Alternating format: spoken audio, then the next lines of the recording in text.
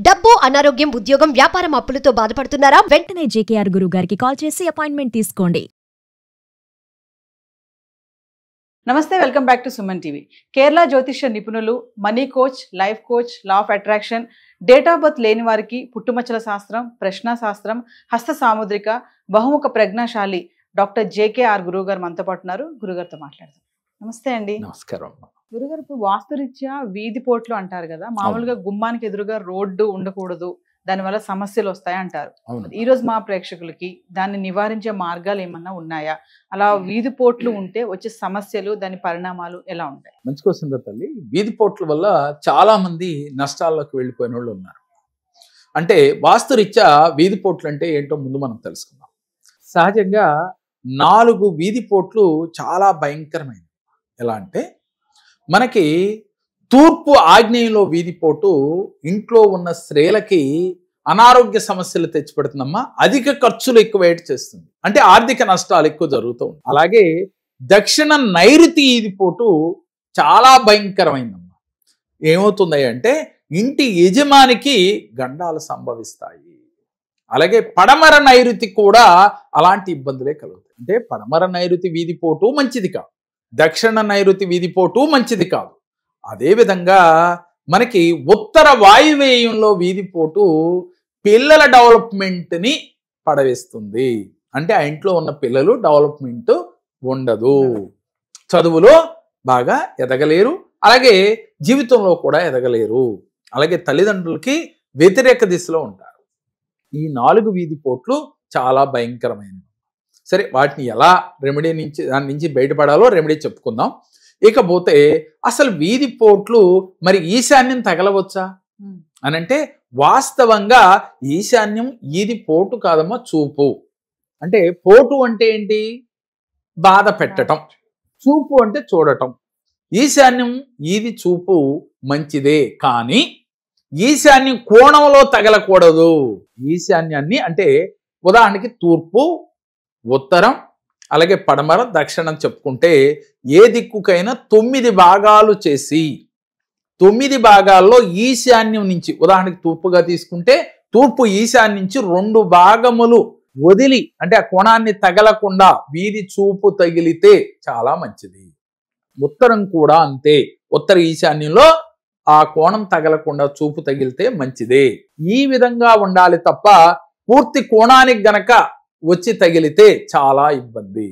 చాలా మంది తూర్పు సెంటర్లో వీధిపోటు తగిలింది కదా అని చెప్పి వీధిపోటు మాకు తగిలిందని పారి గోడలోంచి గేట్లు ఏం చేస్తారు, ఆ వీధి చూపు నుంచి తప్పించి పక్కకు కడతారు. వాస్తవంగా అలా కట్టకూడదు. దానికి రెమెడీ ఏంటంటే కరెక్ట్గా వీధి ఎక్కడైతే ఉందో అక్కడ గేట్ పెట్టాలి. అలా అని మనకి తూర్పు ఆగ్నేయంలో పెట్టమని కాదు, తూర్పులో మధ్యలో అయినప్పటికీ కూడా వీధిపోటు తగిలినప్పుడు అక్కడే గేట్ పెట్టుకుంటే వారికి కొన్ని శుభ ఫలితాలు కలుగుతాయి. తెలియక వీధిపోటు తగులుతుందని గేటు తీసుకెళ్లి నడక అక్కడ ఉండకూడదని చెప్పి పక్కకు పెట్టినట్లయితే వారికి, ఆ ఇంట్లో ఉన్న వారికి డెవలప్మెంట్ ఆగిపోతుంది. కాబట్టి మనకి శుభ ఫలితాలను ఇచ్చే చూపులు ఏమిటి అనంటే తూర్పు ఈశాన్యము, ఉత్తర ఈశాన్యము, దక్షిణ ఆగ్నేయము, అలాగే పడమర వాయువేయము. మనకి 4 కూడా చూపు అని చెప్పుకుంటాం అమ్మా. అంటే బాధించనవి, బాధ పెట్టేవి ఈ యొక్క 4 వీధిపోట్లు. మరి వీధిపోట్లకి మరి కష్టాలు వస్తున్నాయి ఇలా ఉంటే అని చెప్పుకున్నాం. మరి రెమెడీ ఏంటి సార్, మా ఇంటికి ఉంది, నేనేం చేయాలి అని అంటే చాలా మంది మనకు చెప్తారు, వినాయకుడు బొమ్మ పెట్టండి, సీతారాముల యొక్క విగ్రహం పెట్టండి, లేదా ఫోటో పెట్టండి అని చెప్పుకుంటూ ఉంటాం. వాస్తవంగా పెట్టినట్లయితే ప్రతిరోజు అక్కడ దీపం పెట్టాలి, ఒక పువ్వు పెట్టాలి, కనీసం ఏదో ఒక నైవేద్యం బెల్లం ముక్కన్నా పెట్టాలి. ఇలా ప్రతిరోజు చేయగలిగితే ఆ రెమెడీ చేసుకోవచ్చు. దీనితో పాటుగా అశోక వృక్షాన్ని, ఎక్కడైతే వీధి పోటు మీకుందో అక్కడ అశోక వృక్షాలను నాటాలి. నాటినట్లయితే ఆ వీధి పోటు వచ్చి అశోక వృక్షం పైన పడి మన ఇంటి మీదకి వచ్చేసరికి దాని పర్సంటేజ్ తగ్గిపోతుంది. దానివల్ల మీకు కొంత రెమెడీ దొరుకుతుంది. ఇలా ఎవరైనా వీధిపోట్లు ఉన్నప్పుడు విగ్రహం పెట్టి రోజు నైవేద్యం పెట్టుకుని ఈ అశోక వృక్షాన్ని కూడా పెట్టినట్లయితే మీకు ఇబ్బంది కలగదు. మేము గనక ఆ స్పాట్లోకి అయితే వస్తే కరెక్ట్గా వీధి పోటు ఉన్న చోట ఎలా ఏది నిర్మించాలి, ఏదైనా ఉపగ్రహం ఏదైనా నిర్మించుకోవచ్చా, అది ఎక్కడి నుంచి ఎక్కడి వరకు నిర్మించాలి అనేది క్లారిటీ ఇవ్వగలుగుతాం.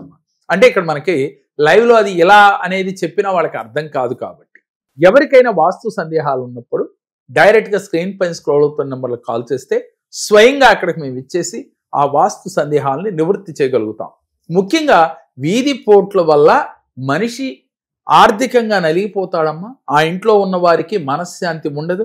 అలాగే ఆగ్నేయంలో తెలిస్తే ఇంట్లో ఆడపిల్లలు పెద్దగా గ్రోత్ ఉండదు. అలాగే వాళ్ళ పర్సనల్ జీవితంలో కూడా డిస్టర్బ్ అవుతారు. అలాగే నైరుతిలో గనక తగిలినైతే ఆర్థిక కష్టాలు, ఇంటి యజమానికి కష్టాలు. వాయువ్యంలో గనక ఉత్తర వాయువ్యంలో తగిలితే పిల్లలకి డెవలప్మెంట్ ఉండదు. మరి వాటి నుంచి బయటపడాలి. మీరు ఆ స్థలం కొనుక్కున్నారు, ఏం చేయాలి? ఆ ఇంట్లో ఉండకూడదా అంటే 100% భయపడాల్సింది లేదు.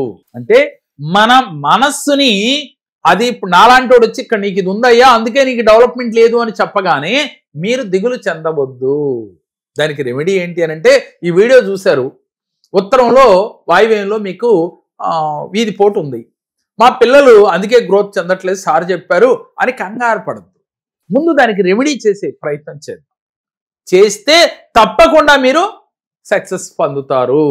ఎటువంటి వాస్తు సమస్యకైనా పరిష్కారం ఉంది.